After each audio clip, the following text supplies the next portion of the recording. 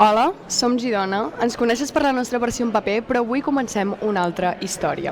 Un espai on volem fer el que a vegades no es pot fer sobre el paper, parlar clar. Amb respecte, sí, però amb ganes de sacsejar, de preguntar allò que fa una mica de nosa. Aquí no venim a repetir titulars, venim a preguntar per què les coses són com són i què passaria si deixessin de ser-ho. Per això, a tots els convidats del nostre número 0 els farem la mateixa pregunta i els demanarem una mica de complicitat. Si aquest nou podcast de Girona vol remoure una mica les aigües, què els agradaria que remoguéssim primer? Aquest és el nostre punt de partida, sense filtres, amb respecte i amb molta curiositat. Som Girona i això tot just comença. Bona tarda, seguim aquí a la Fira de Mostres amb Girona. Som aquí amb Sílvia Paneque, consellera de Territori, Habitatge i Transició Ecològica, a més d'alcaldable a les passades eleccions municipals. Què tal, Sílvia?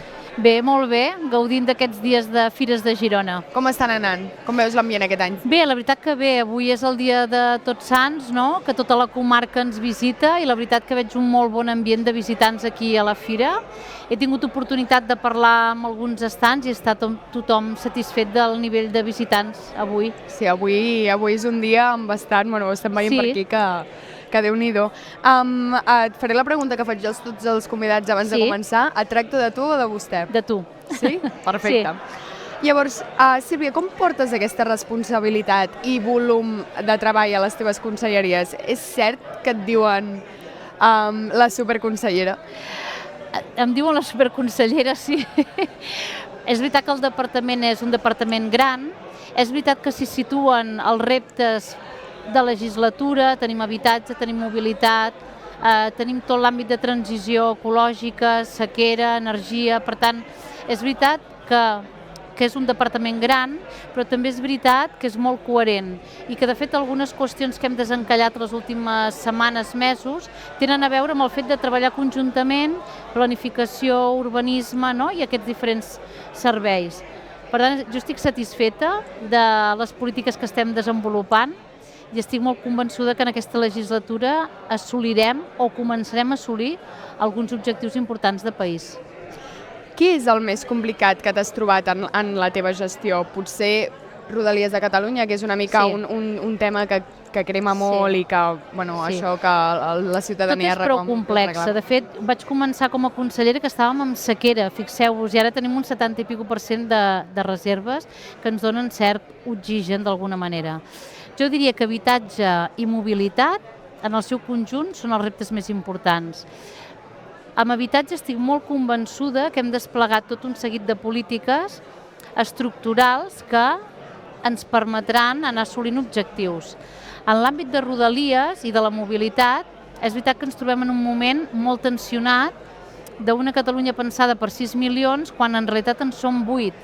I a més amb una utilització, jo diria que pràcticament massiva per part dels joves en el transport públic. Això és molt bona notícia, però és veritat que ens tensiona el sistema. Per tant, a Rodalies molt probablement requerirem encara d'un parell d'anys per estabilitzar el sistema i començar a créixer amb l'eix ferroviari. Sílvia, l'habitatge ha estat un dels temes estrella del president Illa. Tu n'ets la responsable directa. Hi ha solucions reals pels joves? Sí. El problema fonamental a Catalunya és que hi ha molta demanda d'habitatge de lloguer i molt poca oferta.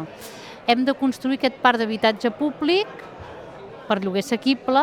Això vol dir que no s'hagi de destinar més d'un 30% dels ingressos a mantenir el teu habitatge i, a més de caràcter permanent. Què ens ha passat a Catalunya? Que anàvem abocant recursos a un parc públic que llavors perdia la protecció i passava al mercat privat. Llavors, que sigui de caràcter permanent és fonamental i que els joves, per tant, tingueu accés a un habitatge assequible. Però fins que no tinguem a l'entorn d'un 9% de part d'habitatge públic, serà difícil poder compensar aquest desequilibri que hi ha de molta demanda i poca oferta.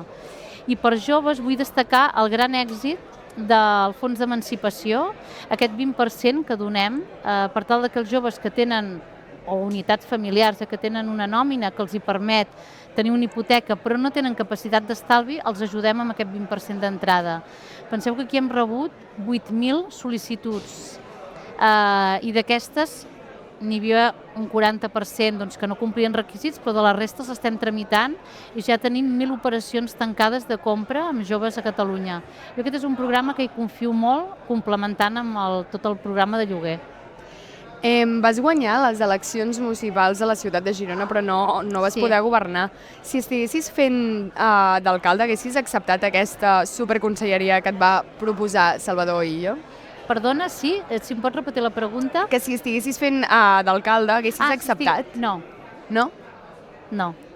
No. Jo crec que quan un es compromet amb un projecte de desenvolupar un projecte polític, com a mínim ha d'esgotar els 4 anys. És un contracte amb la ciutadania, però en fi, l'oferta va arribar en un moment en què jo estava a l'oposició, no estava en tasques de govern, i en fi, és un gran honor que el president Illa m'encomanés aquesta responsabilitat i intento cada dia treballar per estar a l'alçada precisament d'aquesta demanda. Sílvia, com veus Girona? Haguessis pogut fer alguna cosa diferent en temes com, per exemple, de la gestió de les escombraries? A veure, jo ara estic com a consellera i, per tant, haig de tenir una mirada, diguéssim, d'ajuda a totes les ciutats, inclosa Girona. Sí que és veritat que hi ha temes que preocupen i que veig que preocupen a la ciutadania. La gestió dels residus és una d'elles, però aquí, com dic, com a consellera haig de posar a disposició de Girona i de tots els ajuntaments els mecanismes per poder-ho millorar, però sí que mentiria si no digués que percebo una preocupació gran per part de la ciutadania de la cura de l'espai públic, diguem així, gestió de residus, però de la cura de l'espai públic, i espero que el govern actual treballi per donar compliment a aquest neguit que jo detecto a Girona, quan parlo amb els gironins i gironines. Malgrat les teves responsabilitats, has pogut gaudir de les fires aquest any? Sé que ho hem parlat una mica, però creus que ho has pogut gaudir una mica més aquest any?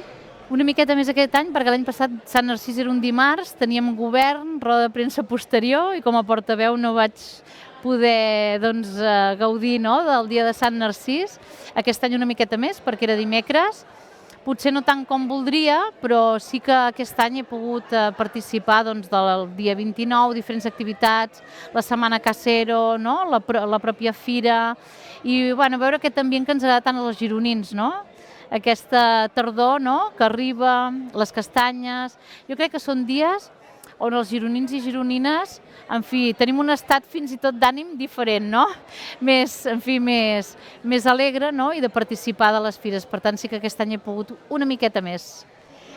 Sílvia Pànic repetirà com a candidatura a l'alcaldia de Girona a les properes eleccions municipals? Això és prematur en aquests moments. Jo ara, precisament per l'alt nivell de responsabilitat dels encàrrecs que tinc per part del president i que el govern vol en el seu conjunt desenvolupar, ara haig d'estar absolutament centrada en aquestes tasques. Finalment, el projecte que represento, el socialista, és un projecte que sempre ha estat com molt col·lectiu, no vinculat a persones concretes, sinó a Girona ho hem vist, l'alcalde de Nadal, l'alcaldessa Pagans, però han estat projectes molt col·lectius, que més enllà de l'alcalde o l'alcaldessa han tingut grups de regidors importants implicats en la ciutat. I haig de dir que el grup municipal, que en aquests moments està exercint des de l'oposició la seva tasca i responsabilitat, són un grup de gent que venen de la societat civil, especialitzats en temes molt concrets, que jo mateixa vaig poder incorporar al projecte, que estan fent una gran tasca des de la seva posició, des de la posició que el joc democràtic ens va donar, que és l'oposició. Estan fent una gran feina, és un projecte col·lectiu, i ara el que hem de fer és això, el grup municipal, intentar millorar aquesta cura, atenció a l'espai públic, a la gestió de residus des d'aquesta posició, aportant solucions, alternatives al govern actual, que és allò que ha de fer l'oposició, i jo centrada en el govern i intentant, com intento, ja que sóc una consellera gironina, també estar especialment atenta a aquelles inversions de demarcació, de comarques gironines i de Girona capital, com pot ser el Comtessa Ermessenda, com pot ser l'Hospital Josep Trueta, el nou campus de salut, les variants de les preses i Olot, per tant, inversions que necessita el territori, que també estic especialment atenta com a consellera gironina, que arribin i arribin a bon port. Sílvia, ja que som a les fires de Girona, tu de joveneta havies anat gaire a les fires de Girona? Molt. Molt? Anaves als concerts, a les barraques? A les barraques. Sí? Sí, recordo, jo l'institut ja el vaig fer a Girona, vaig anar a l'Institut Santiago Sobrequés, i la veritat és que es vivien les fires molt intensament, per tant ho recordo molt vinculat a les barraques, no? Quan encara estaven a sota el viaducte, sota les vies, i a l'època universitària també, que vaig estudiar a la Universitat de Girona. Per tant, sí, ho recordo, en fi, com una setmana, abans era més d'una setmana, molt intensa i, en fi, molt viscuda al carrer. Això continua, jo veig que continua, els gironins i gironines ens llancem al carrer d'una manera molt especial per les fires de Girona. Sobretot encara que fa aquesta fred, sempre hi ha aquest... Ara no tant, però sí que recordo de petita que feia molta fred abans. Estrenar, pràcticament no, estrenàvem l'abric, no? Sí. I els guants i tot, feia molta fred a les fires de Girona. Sí. Eres gaire de farra? Sorties allò fins molt tard o eres més de... Home, sí, sortia, no ho puc negar, perquè llavors hi hauria gent que diria, escolta, Sílvia... Bueno, ara ho vius d'una altra manera, però en el seu moment... Els dijous universitaris els havia viscut a Pontmajor, en fi, a Pedret, no? Hi havia diferents, a Montjuïc... Sí, els vivia amb responsabilitat, però sí que els dijous eren intensos i les fires també. Sant Jordi, Ramblejar... Tot això ho he viscut intensament, sí, com a gironina. Ho recordes amb carinyo, no? Molt. De fet, va haver-hi una època que vaig viure fora de Girona, fora de Catalunya, i haig de dir que potser quan ho tens, doncs ho dones per fet, i quan ets fora enyores molt. Jo vaig enyorar molt les fires de Girona, per suposat, i el Sant Jordi. El ramblejar, el trobar-te, no?, a les parades. Per tant, com que durant uns anys no ho vaig tenir, sí que haig de dir que es troba molt a faltar quan ets fora de Girona. És que Girona connecta molt, vull dir, connecta molt amb tots una mica i ens fa sempre... Bueno, jo crec que tots sempre volem... Tornem aquí, no? A veure, quan vam inaugurar la fira ho vaig dir, els gironins i gironines ens sentim molt orgullosos de la nostra ciutat i la nostra identitat s'ha forjat molt amb aquestes pedres, amb els barris, no?, des de Germans Sàbat a Vilarroja, Santa Eugènia, Can Gibert, Barri Vell. I per tant és veritat que som molt gironins en el sentit de reivindicar molt la nostra ciutat. Per això deia, no?, que hem de tenir molta cura de la nostra ciutat, d'aquest espai públic compartit, perquè ens en sentim molt orgullosos. I quan veiem alguna cosa que no acaba de rotllar, també ho vivim especialment malament, diguéssim. Per tant, en fi, és veritat que estem molt vinculats, no?, a aquesta identitat, a les cases a l'Onyar, al Ter, a la Devesa, a la Vall de Sant Daniel, no?, a les hortes de Santa Eugènia. En fi, tenim la sort de viure, no?, en una ciutat en quatre rius, una sèquia, un patrimoni natural molt important i un barri vell que ha donat identitat i orgull a tota la ciutat en el seu conjunt. Molt bé, Sílvia. Et faré la pregunta que fem al final a tots els nostres convidats. Estrenem aquest podcast del Girona, és com el programa número 0, i la idea del podcast és remoure una mica les aigües, a fer una mica el que no podem fer sobre el paper. Llavors, què t'agradaria que remoguéssim primer? A veure, jo crec que seria interessant tocar tot l'àmbit de canvi climàtic i salut. Jo crec que és important i que interessa molt als joves, no? Per tant, a mi m'agradaria, si puc demanar, que toquéssiu o remoguéssiu aquest tema. Vale, doncs anotat. Molt bé. Doncs moltes gràcies, Sílvia Beneke, per ser aquí amb nosaltres i bones fires. Gràcies i bones fires a tots els que ens vegin i ens llegeixin i ens escoltin. Perfecte. Gràcies. Ens han preguntat, Sílvia, com veu la tasca i la feina que fa una revista com Girona? A veure, molt positiva per diferents motius. Primer, per posar els referents femenins de diferents àmbits en valor. Només per això ja val la pena. La revista, jo haig de dir que la trobo a molts llocs, o sigui, és molt accessible i veig molta gent que la llegeix, és molt fresca, entra molt bé. I llavors amb aquests nous formats, no?, que em dèieu, no?, que posareu en marxa, crec que pot arribar a un sector potser més jove, no? D'usuaris, de lectors, de seguidors, que crec que pot ser molt interessant. Per tant, jo per aquests tres, no, diguéssim, accessibilitat, no, i frescor, referents femenins i aquests nous formats que crec que us acompanyaran i us faran créixer el nombre d'usuaris. Perfecte, gràcies, A Sílvia. vosaltres.